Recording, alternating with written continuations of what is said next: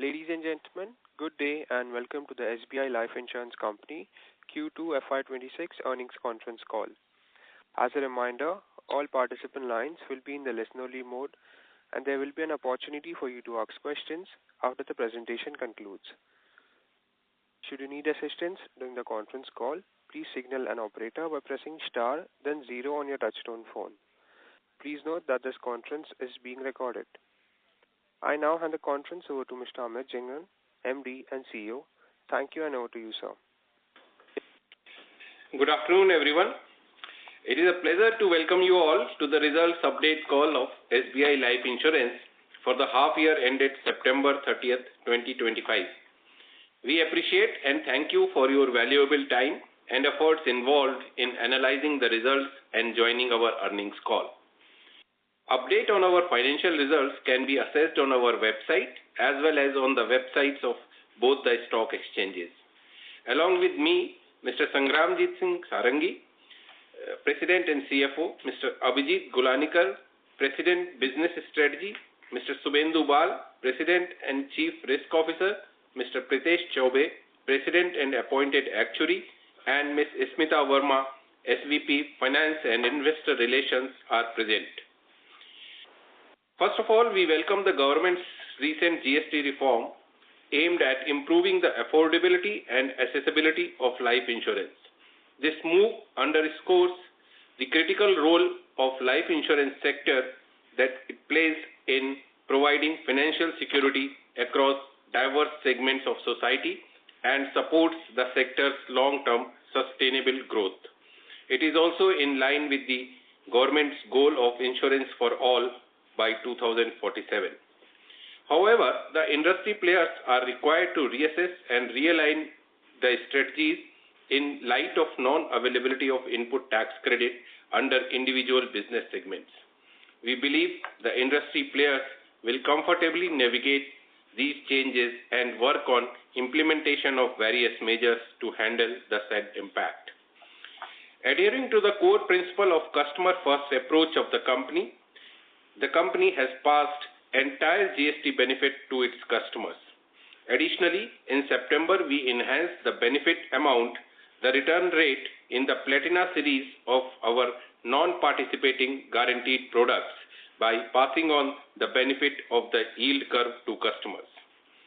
Q2 was a good quarter for the company, marked by a strategic shift in the product mix with robust performance in both individual and group protection segments. During the quarter, we introduced two new products, Smart Shield Plus, a protection product, and Smart Money Back Plus, a participating product, tailored to meet the evolving needs of the customers. Notably, Smart Money Back Plus received a good response and more than 8,500 customers opted for the product in less than 15 days of its launch. Also, Smart Shield Plus contributes 11% of the total protection sum assured. This strong early performance underscores the product's relevance and its wide acceptance amongst customers. Despite operating on a high base from the corresponding period of last year, we have achieved the highest new business premium in private industry, which reaffirms the resilience of our strategy and the deep trust our customers place in us. As the insurance landscape continue to evolve, the importance of protection-oriented solution is more pronounced than ever. SBI Life remains committed to expanding and innovating within this space to meet the increasing financial security needs of our customers. Looking ahead, our unwavering focus on customer trust, a well-diversified product portfolio, and disciplined execution will continue to drive sustainable growth and long-term value for all stakeholders. Now let me give you some key highlights for the period ended September 30th, 2025. New business premium stands at rupees 183.5 billion with a 17% growth and private market share of 22.2%.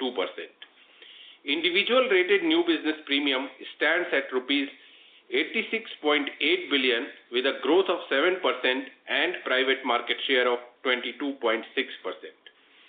Gross written premium stands at rupees 429 billion with a growth of 19%.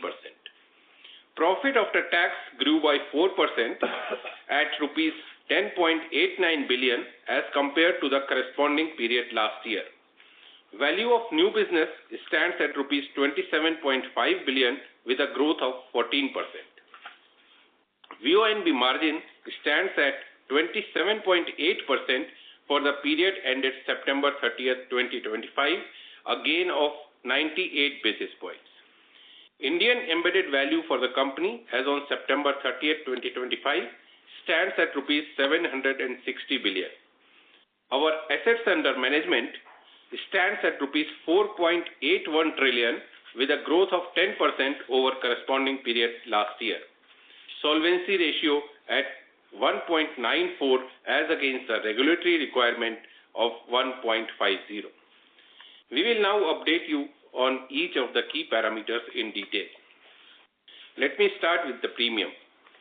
On individual rated new business, we stand at rupees 86.8 billion with a growth of 7% over the corresponding period last year and maintaining our leadership position with private market share of 22.6% and total market share of 16.1%. The company's 3-year CAGR of individual rated new business premium stands at 12.7%, outpacing the industry CAGR of 10.2%. Group new business premium stands at rupees 61.7 billion with a contribution of 34% in new business premium. We have collected total new business premium of rupees 183.5 billion. The company's private market share stands at 22.2% and total market share stands at 9%. The company's 3-year CAGR of new business premium stands at 12%, outpacing the industry CAGR of 4%. Renewal premium grew by 21% to rupees 245.5 billion, which accounts for 57% of gross written premium. To sum up, gross written premium stands at rupees 429 billion with a growth of 19% over corresponding previous period. In terms of APE, premium stands at rupees 99.2 billion, registering growth of 10%. Out of this, individual APE stands at rupees 87.8 billion with a growth of 6%. During the half year ended September 30th, 2025, total 9.6 lakh new policies were issued. Number of lives covered during the half year ended September 30th is 11.9 million. The growth in sum assured serves as a positive indicator of consumer confidence and the increasing awareness of the importance of financial protection. Individual and group new business sum assured registered a growth of 76% and 107% respectively compared to corresponding period last year. Let me give you details about the product mix. As on September 25, our guaranteed non-par saving products are contributing 20% on individual APE basis. Amidst aggressive pricing trends across the industry, the company has remained disciplined, aligning its non-par saving product pricing with market yields and has still achieved steady and sustainable growth in this segment. Individual ULIP new business is at rupees 67 billion and it constitutes 55% of individual new business. Protection business contributes 11% of APE and stands at 10.6 billion. We continue to maintain a strong focus on the protection business, which remains a key pillar of our growth strategy. The protection segment recorded robust performance with a 33% year-on-year growth on an APE basis. Individual protection APE is at rupees 3.7 billion. Individual protection business for H1FY26 has grown by 16% on APE basis as compared to H1FY25. It is noteworthy that the individual pure protection category, which saw exceptional growth of 143% on an APE basis, reflecting rising awareness and demand for comprehensive financial protection, while the individual sum assured in the protection segment grew by 108%. Group protection APE stands at rupees 6.8 billion with a strong growth of 44%. Credit life APE has grown by 26% and stands at rupees 1.3 billion. Traction in non-participating products on APE basis continues and witnessed growth of 26%. Participating products witnessed strong momentum in Q2, with new business premium has increased by 57% compared to Q1. New business premium in participating product has increased to rupees 2.7 billion in Q2 as compared to rupees 1.7 billion in Q1 of FY26. Retirement plans assist customers in building a substantial corpus of funds to maintain the desired lifestyle and manage expenses in their golden years. Total annuity and pension new business underwritten by the company is rupees 37.8 billion. Moving to update on our distribution partners, with a strength of more than 58,000 CIFs, the bancassurance business of SBI and RRBs contributes 57% of the total APE business. On an individual APE basis, it stands at rupees 54.7 billion, reflecting growth of 7%. SBI branch productivity on individual APE term stands at rupees 4.6 million for the period, registering a growth of 6%. Banks other than SBI Group are also growing at 29%. In Q1 FY26, our banca share on NBP basis was 27% of the overall industry. The agency individual rated premium stands at rupees 28.3 billion as on 30th September 2025. Our agent productivity for the period stands at rupees 2.7 lakhs on individual NBP terms. Agency channel has witnessed shift in product mix, increase in contribution from non-par segment by 738 basis points, and share of ULIP stands at 62% versus 70% in corresponding period last year, supported with robust growth of 83% in agency individual sum assured. During the half year ended, the company added more than 64,000 agents on gross basis. We have opened 44 new branches this year. The expansion is aligned with our vision to create infrastructure that supports the long-term development of our agency channel. As mentioned in opening remarks, the other channels, direct, corporate agents, brokers, online and web aggregators grew at 36% in terms of individual new business premium and contribute 14% of total APE as compared to corresponding period last year. Non-par business through other channel registered growth of 35% on APE basis. We are investing in building our online business channel. Individual rated premium through this channel has grown by 34% in the current quarter compared to corresponding quarter of last year, and protection business through this channel on IRP terms grew by 55% as compared to corresponding quarter of last year.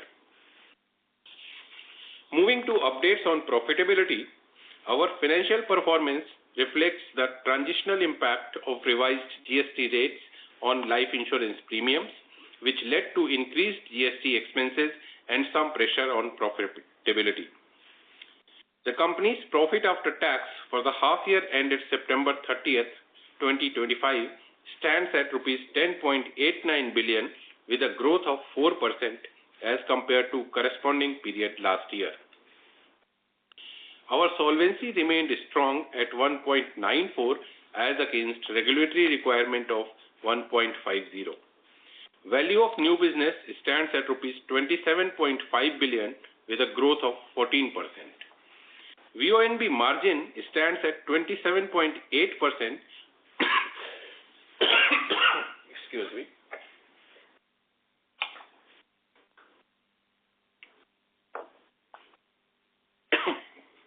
For half year ended September 30, 2025, as compared to 26.8% in H1 of FY 2025.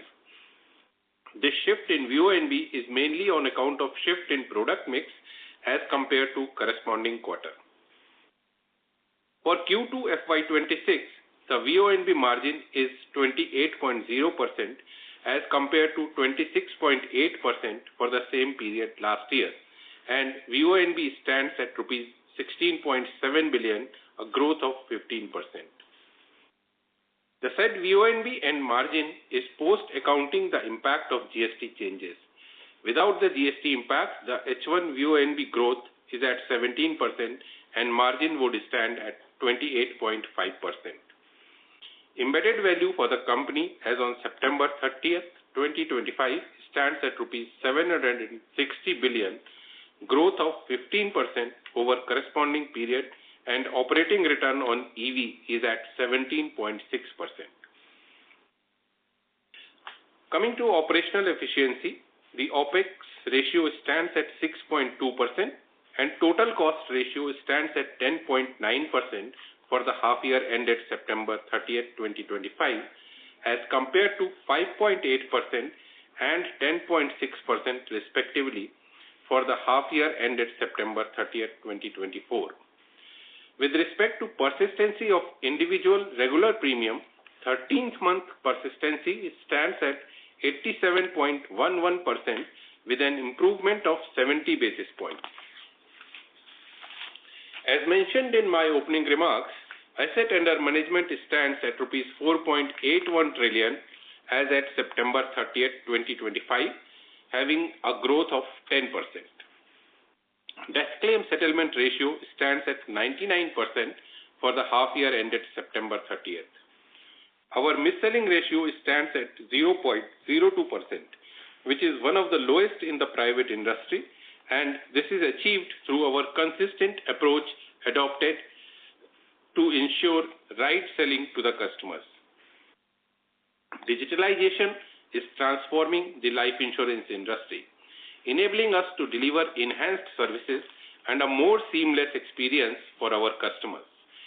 As we embrace this digital transformation, we remain committed to innovate and excellence, ensuring that we stay ahead in an increasingly competitive landscape. The company continues efficient usage of technology for simplification of processes, with 99% of individual proposals being submitted digitally.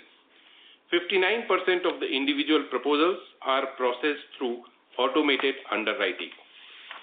To conclude, by fostering a culture of resilience and continuous improvement, supported by a clear focus of developing our agency channel along with partners' bank network, we are confidently positioned for the future.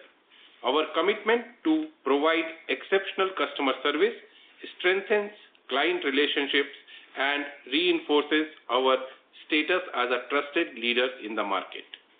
As I mentioned in opening remarks, the company is confident that the recent GST reform in the long term will add in the overall growth potential of life insurance sector in India. With few structural changes, the industry will reap long-term benefits from this reform. We remain optimistic about our H2 growth with improved customer sentiment. With a focus on long-term sustainable and profitable growth, we aim to create lasting value for our customers, shareholders, and communities, paving the way for a prosperous future together. Thank you all, and now we are happy to take any questions that you may have. Thank you very much, sir. We will now begin the question and answer session. Anyone who wishes to ask a question may press star and 1 on their touchtone telephone. If you wish to withdraw yourself from the question queue, you may press star and 2. Participants are requested to use handset while asking a question. Ladies and gentlemen, we will wait for a moment while the question queue assembles.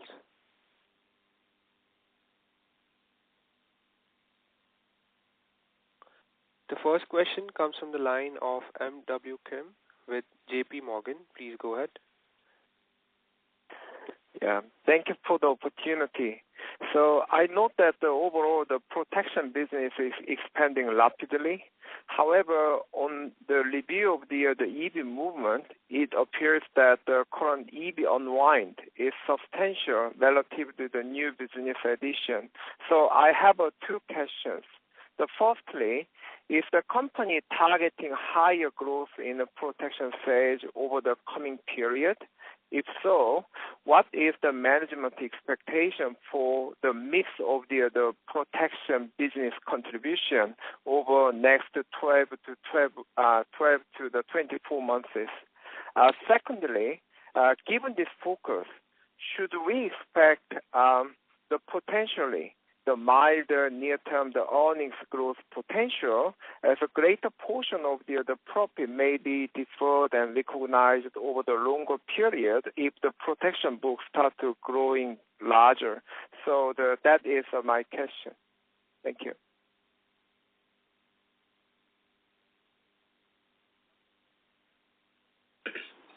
So, as we discussed in last conference calls also, and as has been the company's guidance, protection is one of the focus areas for the company, and we have been consistently introducing new product lines in protection segment for both agency and banca channel, as well as also on YONO channel for the digital customers of our partner bank. Our expectation of protection growth has met with success, and the growth in the protection segment has been higher compared to the overall growth of the company. That is the result of our products that we have introduced, which are very competitive in as far as the price point is concerned. And with the recent GST reduction, the most benefited segment will also be the protection segment. So we expect that going forward, the growth in protection segment will be even higher. It also gels with the increasing financial awareness amongst the young population of India. The company expects to increase its protection share to above 10% of individual APE, and it is in line with our H1 growth. What is your second question?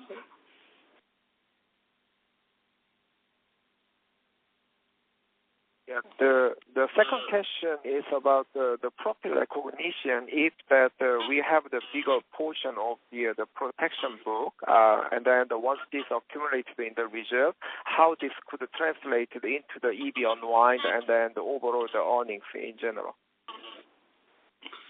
See, as you know, the protection business is a high margin business.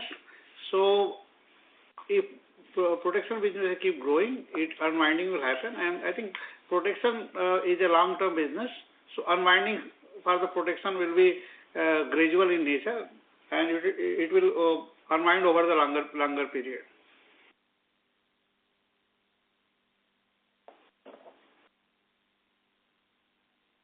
Only one thing Thank we have you. to keep in mind that please. Pure protection business is increasing in proportion, and we think that trend will continue a little. To that extent, the premium growth as a proportion of share will not be in line with sum assured growth, will be much higher than premium growth. Okay, that's very, very helpful. Thank you so much. Thank you. The next question comes from the line of Kushagra Goel with CLSA. Please go ahead. Hi. Thank you for taking my question. Just a clarification. So you said you expect individual protection to be more than 10% of individual APE. Can you give some timeline as to when do you expect this to happen? Yeah, actually it is not of the individual business. It is on the overall APE basis. We expect it to be more than 10%. Sorry for the slip. Okay.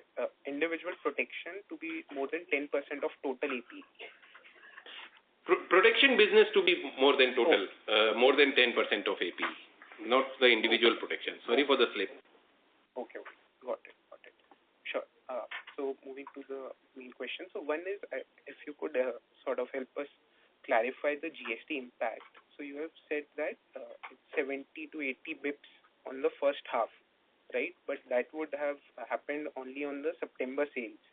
So if I try and calculate an annualized gross number, that's coming to be quite high. So if you could call out what would be the gross impact of this GST change on VNB margins, that would be quite helpful. So if you see, we have clarified this total GST impact is 80 basis points for the H1. Out of that, the business written on 22nd and onward has impact of only 20 basis points. So and this 9 days business constitute around 11%, 11.5% precisely. So if you extrapolate the impact for the margin, it will be 1.74%. And given you see the profile of rate in the business is more than 100 basis points, and given that our protection share is increasing, we have been launching the protections, and we are also in the about to launch the protection rider, and current protection rider attachment is more than 38%. So we expecting this uplift in the profile and product mix in H2 will be more than sufficient to absorb this GST impact of 1.74%, and hence in H2 our impact will be maybe able to maintain similar level of margin. Otherwise, might be 20 to 30 basis point impact might be happen, not more than that. Okay, sure. That's very helpful. Just one final question. So, are you negotiating with your distributors about this impact, or will you, as you said, the product mix shift will help you absorb it, so you won't be changing any distributor commissions or anything of that sort? No, as of now, we are not considering any changes in the distribution commission, and company will be utilizing other levers on operational sides and the product mix sides to manage this impact. Got it, sir. Thank you.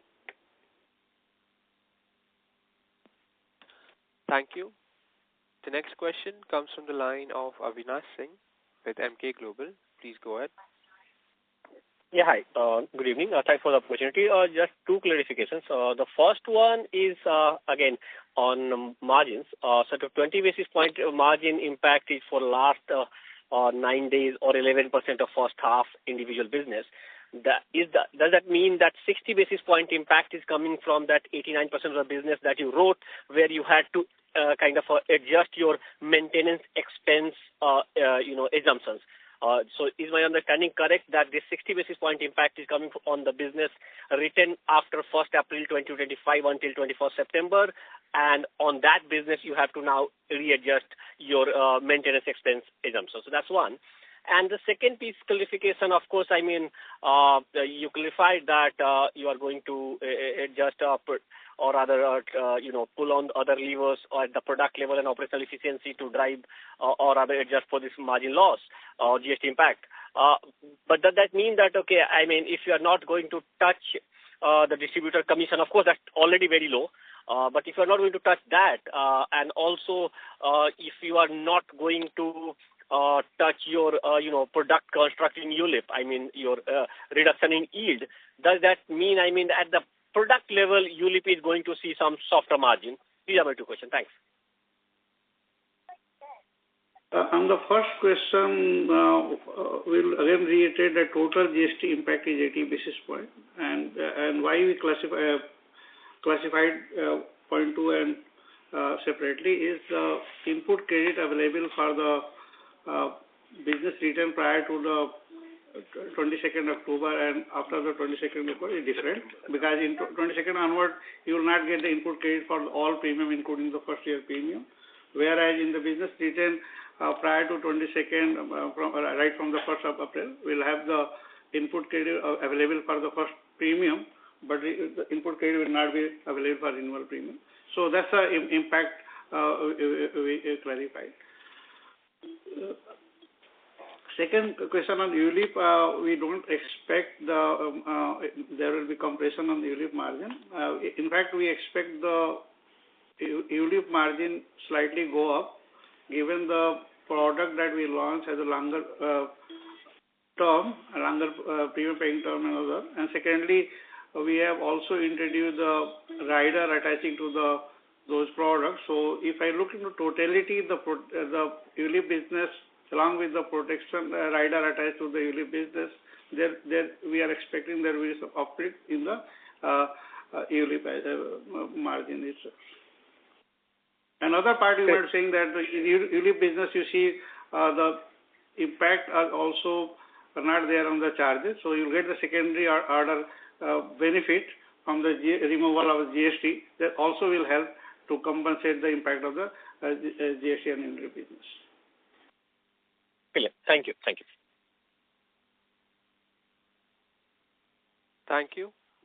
The next question comes from the line of Swarnabh Mukherjee with B&K Securities. Please go ahead. Hi, sir. Thank you for the opportunity. Couple of questions on other products. So first of all, non-par. Just wanted to understand that in this category we have seen strong growth. I think our overall absolute numbers also look very strong compared to what we have seen in the last few quarters. Now, what is the headroom for growth in this product? I think essentially this quarter's growth was largely driven by this product. So what is the headroom for growth?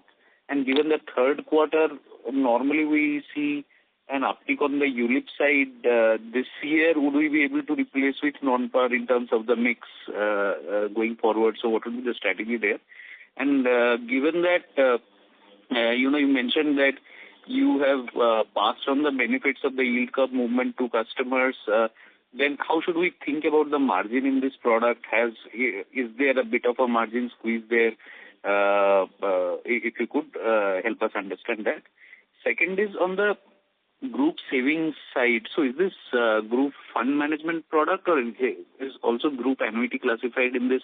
Because the reason why I'm asking you the question is because I think the sizable jump in this product. However, your overall margin profile has been very strong this quarter. So just wanted to understand that is this a detractor in terms of margin this quarter? And had this growth been not there, then would we have expect the overall margin profiles to be even stronger? So wanted your comments on that. So these are my two questions, sir.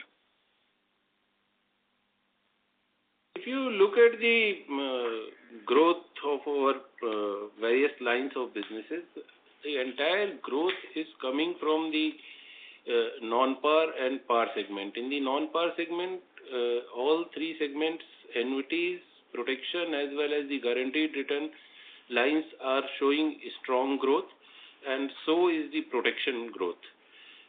We also introduced new par products during the first half year and in the last month of September also.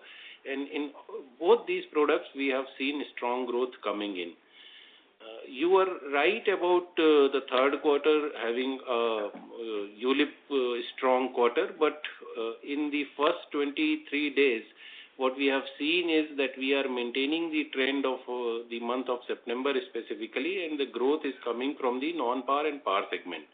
ULIP, we are maintaining at the same level. Our ask from our distributor is not to deny ULIP sales, not to deny ULIP product to our customers, but at the same time, the focus for growth should be on the non-par and par products, which are margin accretive for the company also. So we see good growth coming in, and we expect that this trend will continue in the third and fourth quarter also. And group fund is a lumpy business, so you don't expect such kind of growth to come forward. We get some couple of big clients, and then in certain quarters we will show large growth. I would not read too much into growth of group fund business. Other question Yeah, please go ahead, sir.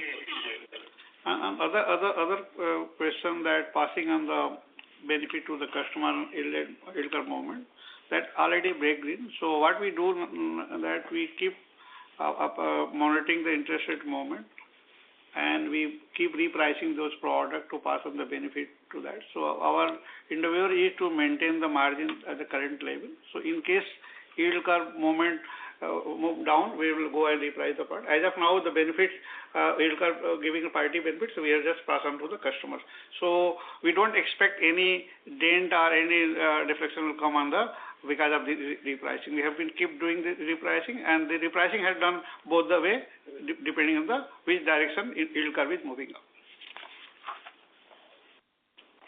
Right, sir. Understood. Sir, just to clarify once more that you said maybe next quarter 20-30 basis points kind of impact coming due to the GST impact, and given that group fund management business is relatively lumpy, so maybe won't be there next quarter, and if our product mix remains steady, then would it be correct to assume that maybe next quarter we'll be able to even build up on the margin profile that we have reported this quarter?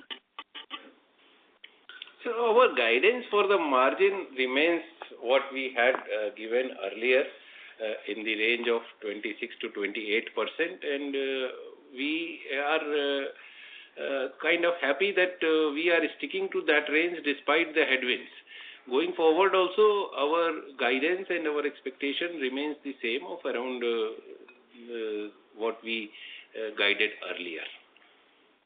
Okay, sir. So would it be fair to assume that if it crosses 28, then you might reinvest in the business? Would that be a fair assumption? Hypothetical. Let's see how it's going forward, right? Sure. Understood, sir. All right. Thank you so much, and all the best, sir. Thank you. Thank you. The next question comes from the line of Sanket Godha with Avendus Spark. Please go ahead. Yeah, thank you for the opportunity. So a small clarification. So if the product mix, what you have done after September 22nd remains broadly the same, then the impact you are expecting to be on the full year margin is 174 basis points. That's the right understanding, sir, right? Yeah. So what we're saying that the product mix will remain there, will continue to get the uplift on the profile mix, and that will more or less offset the impact of GST. So in H2 particularly, if we are able to maintain this product mix, we are able to deliver the margin that we have reported for the September. Got it, sir. And second thing, sir, is on growth. See, last part of your growth in the current half came from the other channels, while your banca and agency still seems to be lower compared to your own standard 7% growth, 2% growth seems to be very muted on individuality. So any color you want to give why these channels are still struggling, when we can expect this growth to come back in this summit? So our dominant channel are banca and agency channel. We keep reviewing our business strategies, our distribution strategies in line with the growth. And when we saw that up to the month of August, the expectations were not being met, we tweaked certain norms, and that has resulted in a very positive environment in the month of September. If you look at the individual September month numbers, the growth was around 15%. and we are happy that the same trend is continuing in the month of October also. So I think that both the channels, agency as well as banca, are back on track since the month of September, and on the same basis we are expecting that we will be able to meet the guidance that we had provided for originally. Okay. So to conclude, is that in second half, bank and agency can grow mid-teens or teens at least in the sense? Definitely, yes. Okay, sir. And in ULIP, you alluded to the point that higher riders, maybe longer plans will improve the margins for the negation of the GST impact. So just want to understand at the current juncture, how much of the total ULIP what we sell have attachments of riders, percentage terms if you can quantify, and how much you can take it to basically. So for products which are eligible, around 40% products, we have rider attachment in the first half, 37 or 38% precisely. Exactly. And sir, how much you expect it to go potentially? Yes. And today it is 37%. To old policies. That is the area which we have not yet explored. So we are attaching only to new business now, and we are working on how we can attach to renewals also. Okay, understood, sir. And lastly, if I can squeeze in, impact of GST when you said in the press release immediately after the GST announcement, it was 20 bits. Now it seems to be around 47 bits. So any reason for the difference between 20 and 47 bits? See, when we make the release, that is given as the end of year impact. So EV as year end, and this is what we reported today as on date. We have not built in any efficiency that we looking into. So by March end, we expect there will be some efficiency will come on side, and at the same time EV growth will also be there. And that is the result we are able to reach the impact what we have initially estimated. So we closer to the estimate number. As of now, we have reported not building up any efficiency for the future. Okay, thanks. That's it from my side. Thank you. Thank you. The next question comes from the line of Nidesh with Investec. Please go ahead. Thanks for the opportunity. The first question again is on the GST impact. I'm not able to understand why in VNB box the impact is 80 basis points, while you are saying that the recurring impact is only 20 basis points. So what is leading to this 60 basis point impact that we have seen in H1 because of GST change? As I explained earlier as well, there is a difference in the availability of input credit from the GST. So while the business retained prior to the 22nd October, they have availed the GST input credit for the first year premium, but the same input credit is no longer available for the renewal premium. Whereas in the business retained 22nd and onward, the GST impact will be not be available for both the premium. So even for the business retained prior to 22nd October, there will be some impact of the GST. That's the reason you see the number that reflected is 0.8. Okay, understood. And secondly, so what is the AP growth guidance for the full year and for the full year? AP growth, as we mentioned, it will be in the around 13 to 14%, and we are talking about individual AP for the overall for FY26. Sure.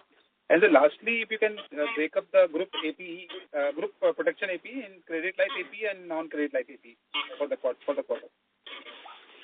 So credit life has grown by about 25%. Remaining is non-credit life.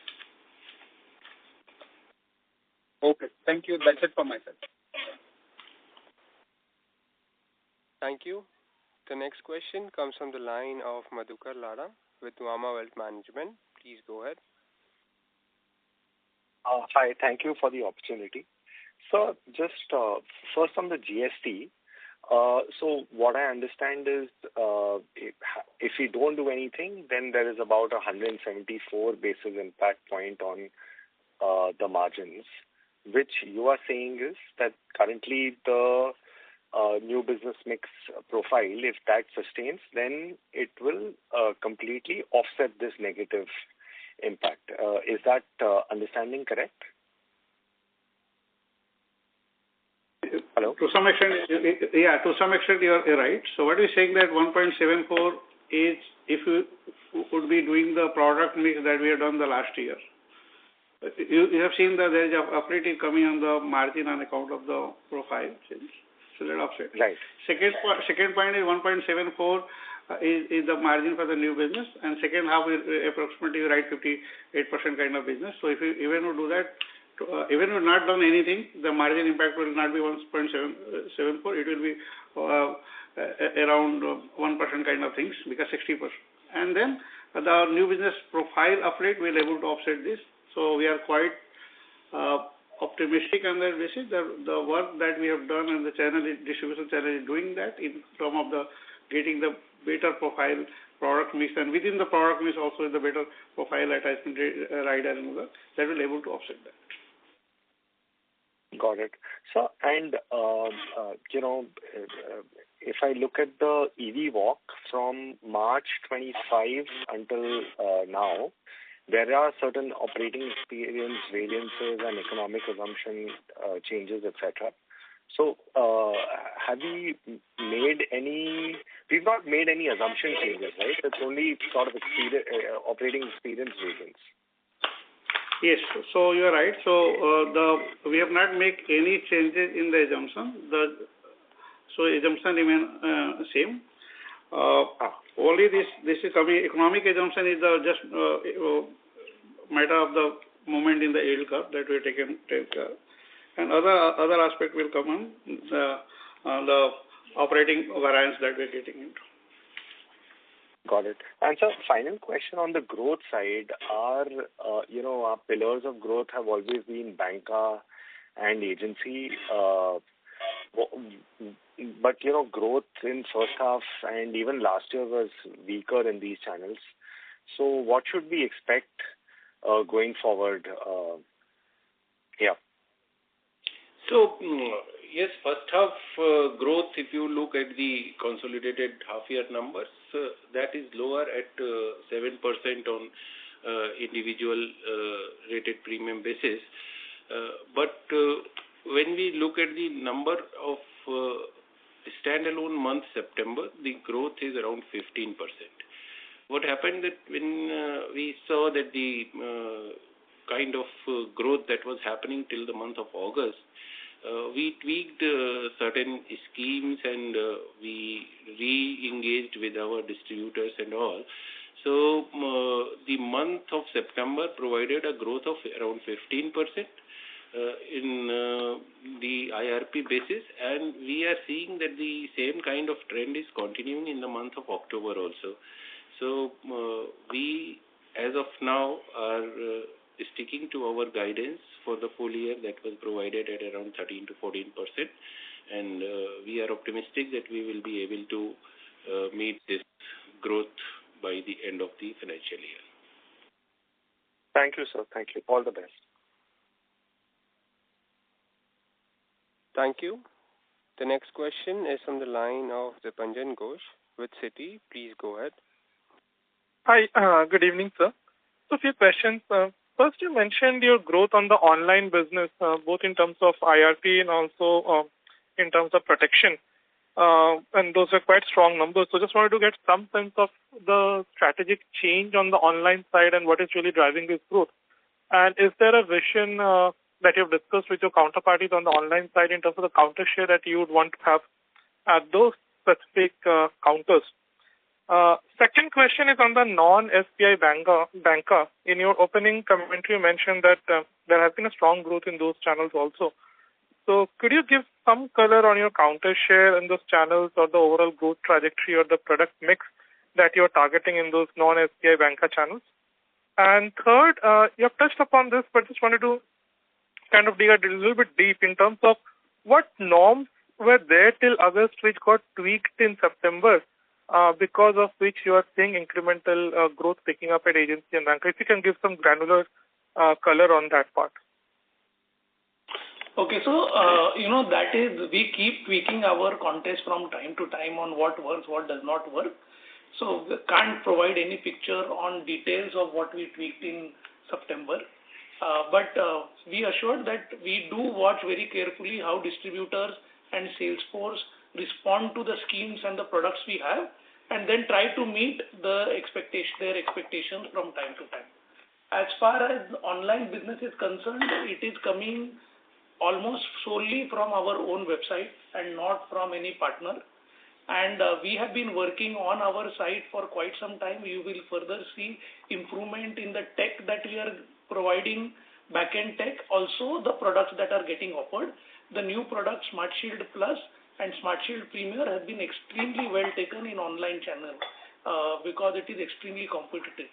So we will continue to see improvement in online as a combination of the product offering and the tech support. There is still a long way to go. We are not market leaders there like we are in our other businesses. So we would have a long way to go there. As far as other banks are concerned, non-SBI bank, the ULIP share there is much lower than our main channels, agency and banca, less than 25%. And we will continue to grow at this 15% kind of growth rate that we have seen in the first half, maybe slightly higher, but I wouldn't want to, say anything around same numbers. 15% growth in non-SBI channels, non-SBI partners. Just one follow. What is the mix of non-SBI banker within your overall individual business, AP? I think 3%. Yeah. 3%. I'll double check the number, but it is small. Got it. Thank you and all the best. Thank you. The next question comes from the line of Vinod Rajamani with Nirmal Bang. Please go ahead. Yeah. Good evening. Thank you for taking my question. So I had a question on this PAR construct specifically. If you're saying that you're not going to tinker with, say, the commission payouts and so on, and you're trying to also increase, trying to attach more riders and also increasing tenor and so on. But given the issues with the participating product construct, will it be fair to say that a lot of the costs of this GST and so on will be borne by the end consumer, in the sense that the returns might be below what it was, say, before this input tax credit was allowed? So that's the only question I have on the participating product. Thank you. So not really. As you keep saying that we have been the fair to the customer, and in case of non-par product where we would have been inside our margin, we have passed on the benefit to the customer. So there is no question for charging this passing on borne by the par policy holder. What we are trying to say that we try to grow the participating business, and our business composition you might be seeing is not 3 to 4%. We do have the existing book on that perspective. And when you price and do the supportable bonus, because if I compare to us to the other player, our commission rate and expenses were much lower, and that will help us to absorb this impact, and that will not have adverse impact on the participant business. Our participant fund is significant, and they're also giving a very handsome return. If you look into the bonuses that we take into the customer, we have last 3 years we keep increasing the bonuses, and we have always declared the bonus what we have illustrated, even more than that. So that perspective will continue to ensure that what bonuses we have illustrated, despite not as a company we are able to deliver that. So no point. We are trying to pass on the expenses to the end consumer for PAR. And to be noted, our PAR business is only 3 to 4%, so not as significant that we are going to use the participating business to our expenses. Yeah. Thank you so much. Thank you. Thank you. The next question comes from the line of Nishin Chavate with Kotak. Please go ahead. Hi, am I audible? Yes, sir, you're audible. Yeah, please go ahead. Thank you. Yeah, thank you. I was just looking at the impact on EV because of the GST change and likewise on the margins. And I understand that you shared a part of the margin impact basically assigning to the renewal business. But if I try to really do the ratios, the way it works out to be is that the impact on EV is around 40 odd basis points, 40, 45. But if I pick up the renewal business,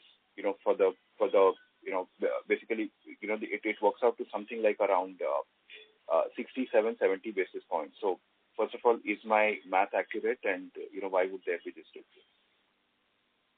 Nishant, I think it is not appropriate to compare the impact of EV to the new business, correct? Because EV has the existing book that have a different mix, and there is a significant profit coming from. Whereas if you look into the EV renewal new business that is written there, is a longer product because we are selling non-par and the longer tenure as compared to existing one. So that's the reason you might see the impact for the unavailability of input credit for renewal premium has impact.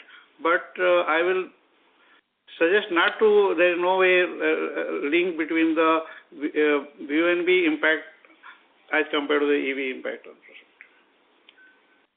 I understood what you're trying to say. Thank you very much. All the best.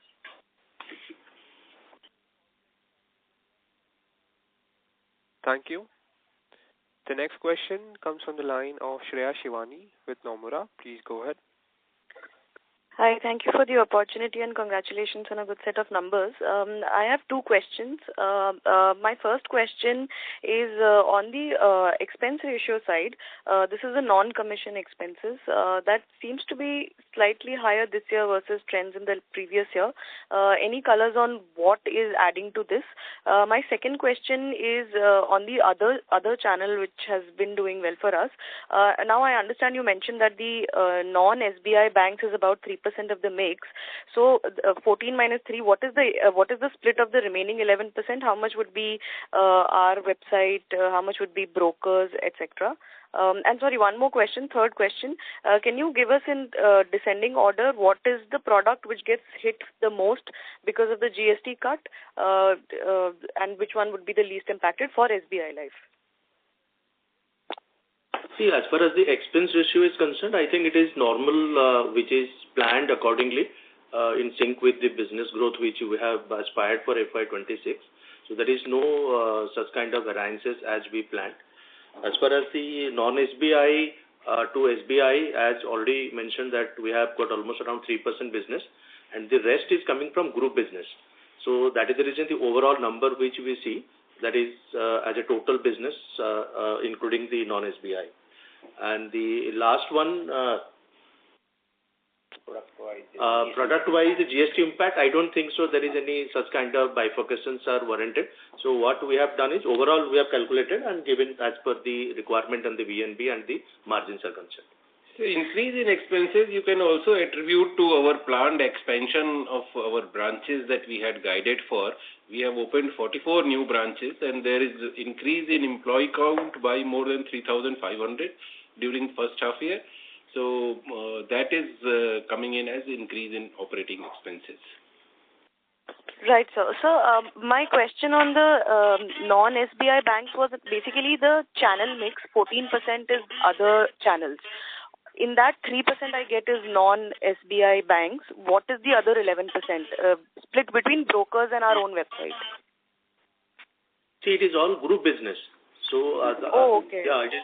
Yeah, our internal what we do is so it as a direct business. Okay, all right. So bank assurance channel is only SBI. Others has non-SBI banks and the group business, right? Okay. Correct.